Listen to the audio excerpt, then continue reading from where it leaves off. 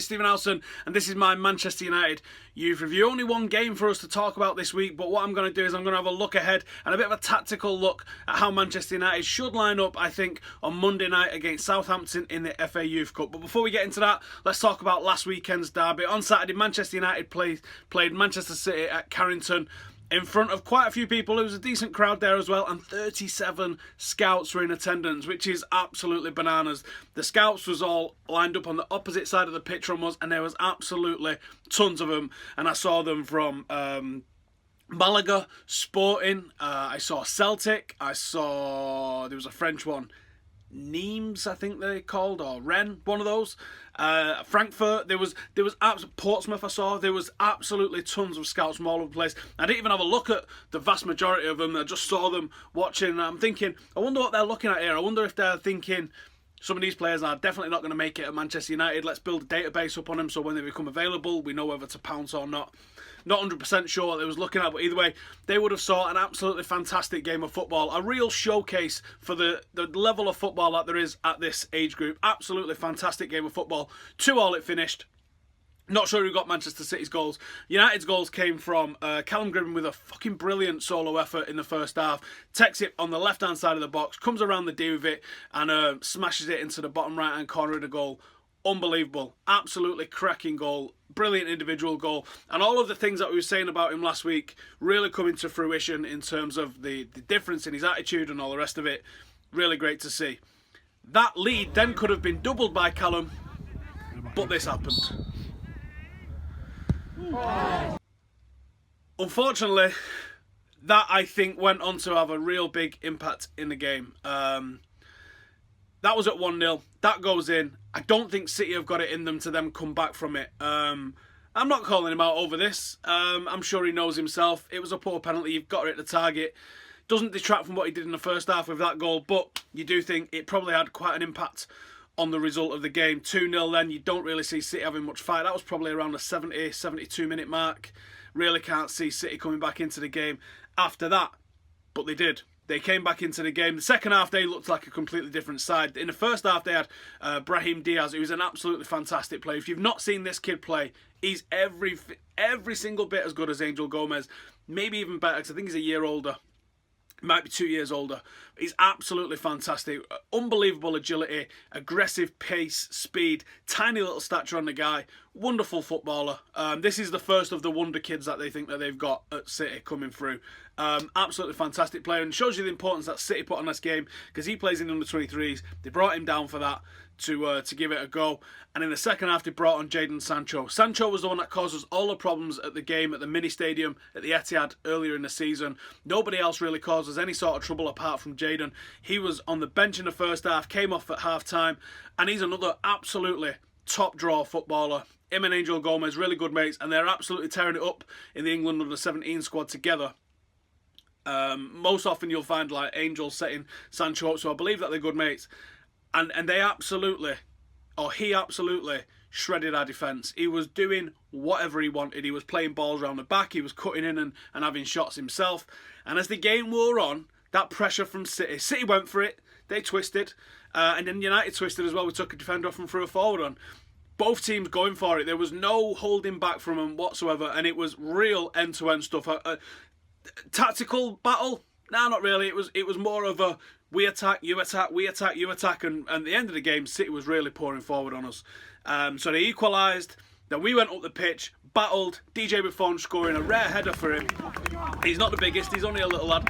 Scores a rare header and was like, yes, I think that's it, the game's won. City then go up the other end of the pitch and they get their equaliser with moments left in the game, and there's not really enough time for anything. And do you know what? There could have been another goal, but it could have gone to either team. United had a chance at the end, City had a chance at the end. But do you know what? It left you walking away not unhappy. You're like, do you know what? I'd love to have won the game. I'd love to have handed that City team their first defeat, and we was easily capable of doing that. We just didn't do it. United...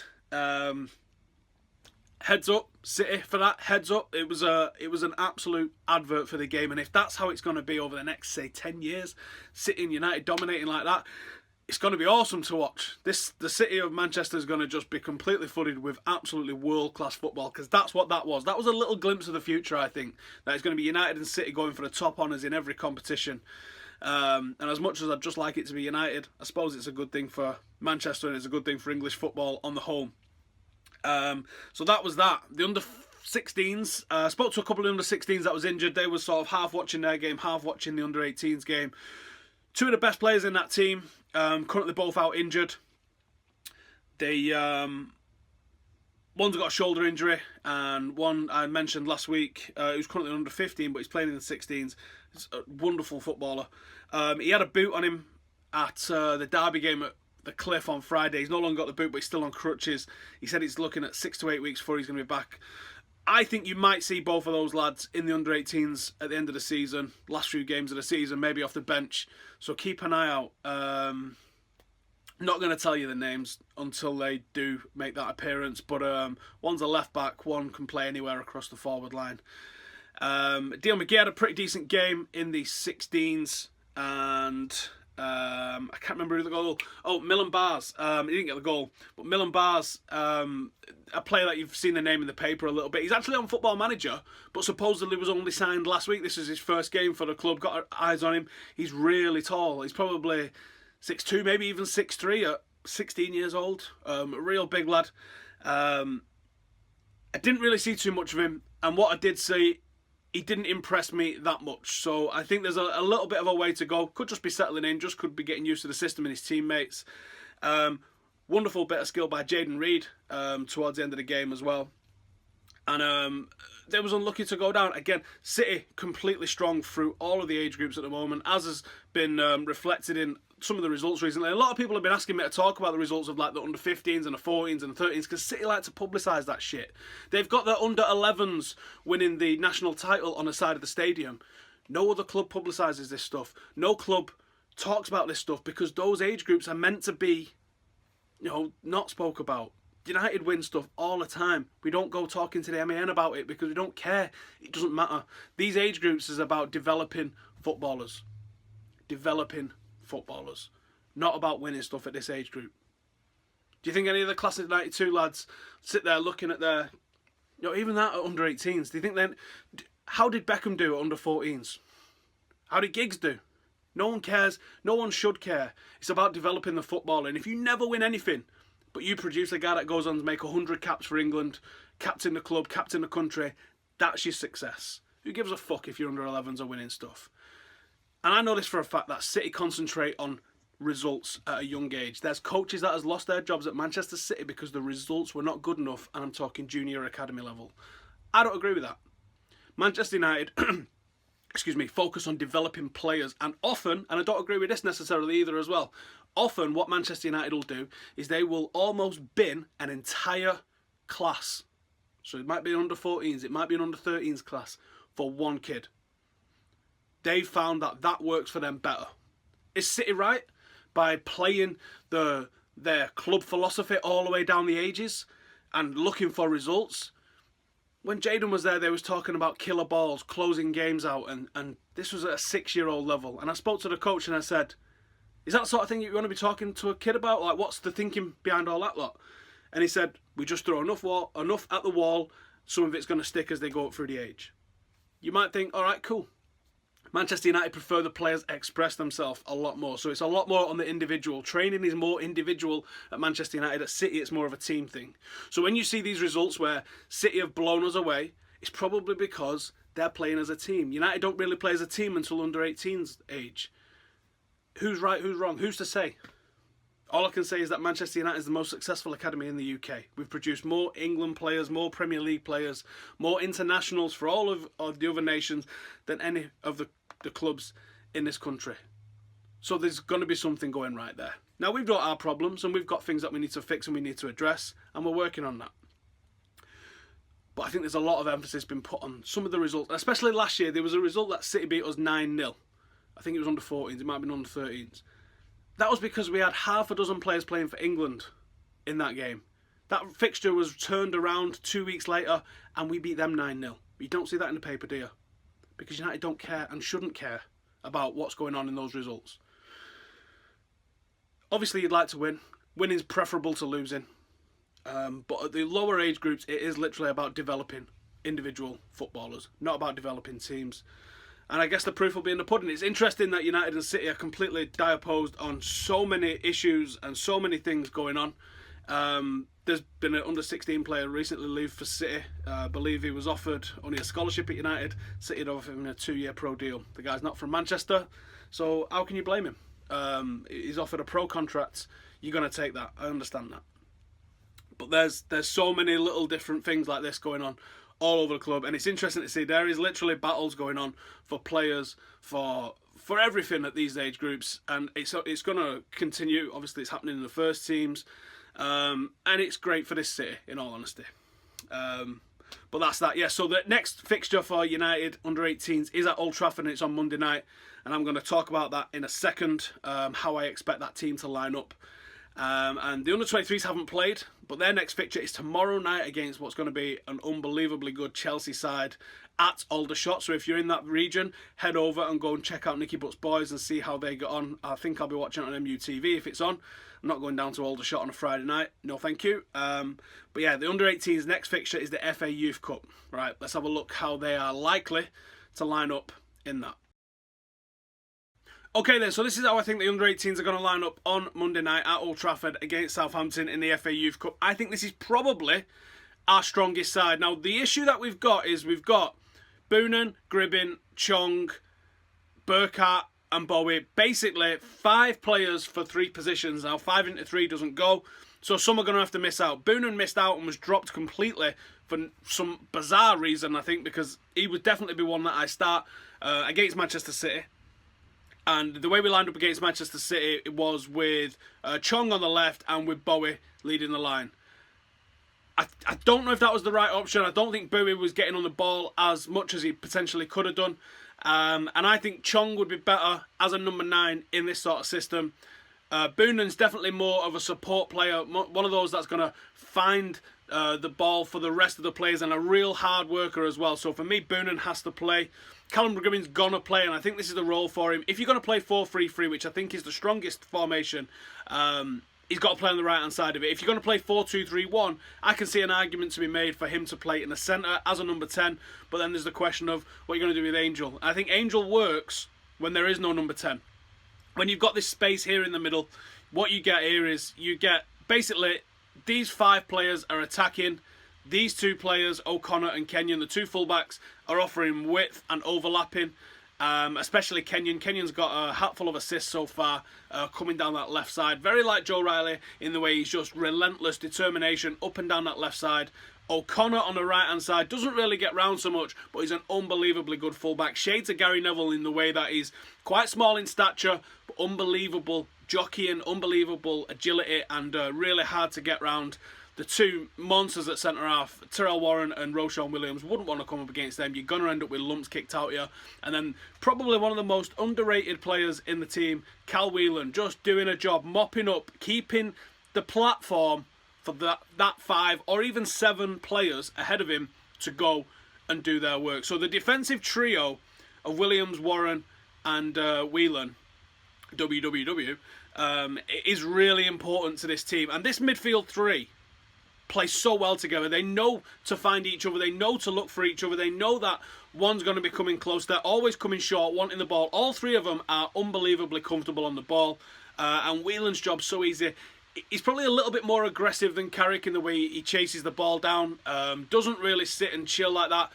Doesn't really have that range of passing like Carrick has got. But the job that he does in terms of shutting down the attack and feeding the more creative players ahead of him, like Buffon and like Gomez, is so underrated. Big fan of Cal Whelan, and his job in this team is absolutely vital to its success. So you stick Cal Whelan there as part of the bottom of the triangle of the midfield 3, and you have Buffon sort of patrolling the right-hand side a little bit, and then Gomez, really more of a roaming sort of playmaker. But we'll go through the whole team. So Mutha Sebtuai in net.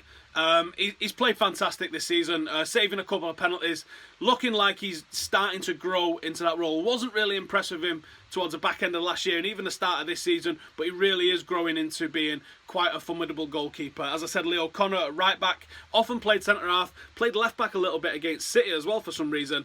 But I really like the look of him, and I definitely see this as a future. I think he's the Ireland under-17 captain. Really impressed with him so far as a fullback. Warren and Whelan, you know my thoughts on both of those. Absolute monsters, the pair of them. All talk, constantly talking, encouraging. Roshan has got the potential to be that Roy Keane level psychopath. And I mean that. He's so determined to win, so high standards that he's got. Like, really impresses me, Roshan. And I can see him being the fire that keeps a team going. Proper captain material. Warren wears the armband. There's definitely a leader in them as well. But I see Roshan just having that real nasty, aggressive streak in him that makes things happen in this team. Jake Kenyon at left back, as I said, really impressed with the guy's work rate. And he's got a good cross on him as well. Finding people in the box and putting decent balls in. Difficult job because as a Manchester United fullback, you obviously have to attack as much as you defend. But he gets a nice blend of it as fullback. Cal Whelan obviously just spoke about. Buffon, brilliant touch. Wasn't so impressed with him last season, and he was played up front. He was played as a number 10, and I just wasn't seeing the hype. I wasn't seeing what it was that he does. He's been brought back to a number 8 to sit in this midfield 3 now, alongside Gomez and Whelan, and I'm impressed. I am really impressed. That is the position for him. He's a little bit more attacking.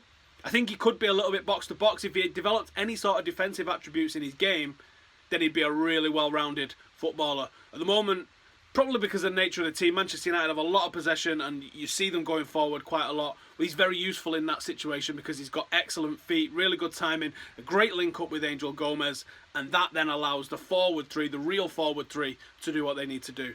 As I mentioned earlier, I want to see Boonen played because I think he just offers a little bit more work rate. A little bit more work rate. I wanted him to see played against City. Chong's a fine winger. Chong's an excellent winger, but I think we're not really seeing Bowie or Burkhart firing as a number 9 just yet, and I think all 3 of these deserve to play. Gribbin, Chong and Boonen. Just a little bit ahead of Bowie and Burkhart. So I would go with Chong because he can definitely play number 9, he can definitely lead the line, he's got unbelievable pace and he can get in behind, and this team will open teams up. Buffon and Gomez and Gribbin will be putting balls into the channel. Chong can get on the end of those, and I think he'll score some goals. Gribbin, since he's come back this season, has looked absolutely immense. The individual goal against City was fantastic. We're not going to talk about his penalty anymore. People miss penalties. Ronaldo's missed penalties. Beckham's missed penalties. Every fucker's missed penalties. Don't worry about it. But he's an excellent footballer. Not your traditional winger. You won't really see him go around the outside, which is why I wanted to see Boonen on the left, because Boonen will go down and along the byline, which is what I want from wingers. And then obviously you've got Gribbin and Chong and Gomez and Buffon, everyone arriving into the box to stick something away. You need at least one proper traditional winger who's going to lay it on for everyone else, otherwise everyone's doing their own fucking thing and there's no balls going into the box. So that's why I want to see Boonen brought in. And those that have missed out, Burkhart, Bowie, Barlow, those sort of attacking players, absolutely got a part to play in this game. If there's anything that needs chasing, Burkhart reminds me a lot of Tevez, the way he's a defensive forward, where if you're a centre-half, he's fucking running at you, and you're having it, and he's aggressive. I haven't seen the finishing from him. He's done it on international duty since he's been at United, but the finishing that we heard about, the finishing that we was told about, this unbelievable Ruud van Nistelrooy style finish, I'm just not seeing it yet with Burkhart, which is why, if I was seeing it, Chong would be at left wing probably, and Burkhart would be up front, but I'm not quite seeing it just yet, so I think this is the best way for us to go. Bowie, I think he's a real technical player. He's got pace about him. He's got a little bit of strength. He's gangly, but there's strength to it. I just don't think he's the full package just yet. So he's on the bench. Adi Barlow, he's one of the younger players in this side, and he's unlucky to miss out because his work rate is second to none. Obviously scored the unbelievable rainbow flick goal along the byline last season. And he's this close to starting. It really is. It's just that there is an absolute stacked talent, and I think this is the opportunity for this under-18 side, because it's a good side. It's a good side, and it's got depth as well. This is the opportunity for this side to go on and have a real good chance at becoming legends at Manchester United, because that's what a good FA Youth Cup run does. Every time we've gone and won a Youth Cup, there's players that have graduated for that and become proper first-team footballers. The last win, I think it was the last win, actually, you've got the likes of Lingard and Paul Pogba in there, and obviously prior to that, you had the whole class of 92 and the Busby Babes and everything like that. So there's a real Manchester United heritage in this competition, and it'd be good to get back to winning ways, and I believe that this side can do it, and that starts on Monday night. So if you are anywhere near Old Trafford on Monday night, I hope to see you down there and we watch this lot go. I think this is very close to how they're going to line up, to be honest. I think this is very, very close to how they're going to line up. So let's find out on Monday night, and I'll see you there. Thank you for watching. Please get any questions you've got about the youth team in the comments below or over on the Reddit group. Please subscribe if you're new here. I do a youth review every single Thursday, providing that there's something to talk about. If not, then I don't do it. And yeah, subscribe if you're new. I'm going for 25,000. I'm now this close. I'm like 1,500 or so off, and it'll mean a lot to me if I can get that before Christmas. So thank you once again, and I'll see you later.